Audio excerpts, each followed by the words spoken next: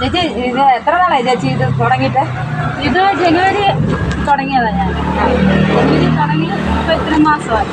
അപ്പോൾ ഇവിടെ എന്തൊക്കെ ഐറ്റംസ് നമുക്ക് വെറൈറ്റി ആയിട്ടുണ്ടെന്ന് പറയാനായിട്ട് പാവയ്ക്ക റോസ്റ്റ് ചെയ്ത്, പിന്നെ ആറന്മുള ശർക്കര, പിന്നെ അച്ചാറുകൾ, പല സൈസിലുള്ള അച്ചാറുകൾ, പിന്നെ ചിപ്സ്, ചമ്മന്തിപ്പൊടി. അങ്ങനെ ഇതിനൊക്കെ എന്താ റേറ്റ് വരും?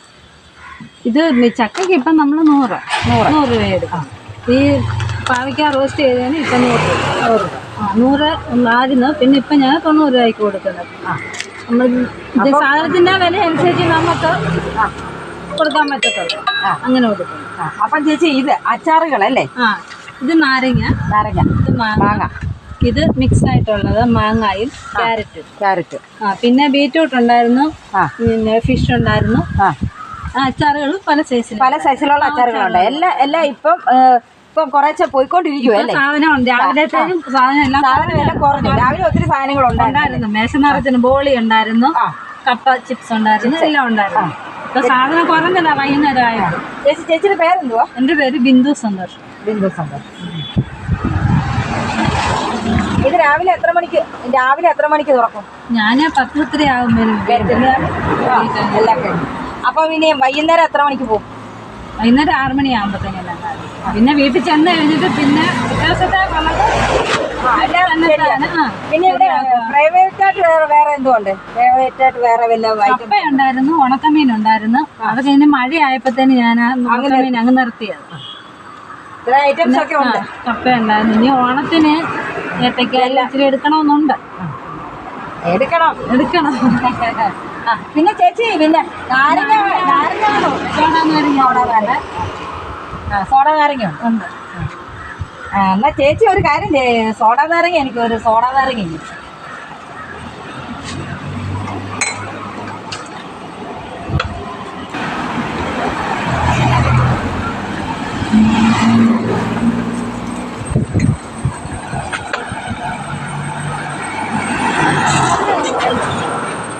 എനിക്ക് ഉപ്പും മതി.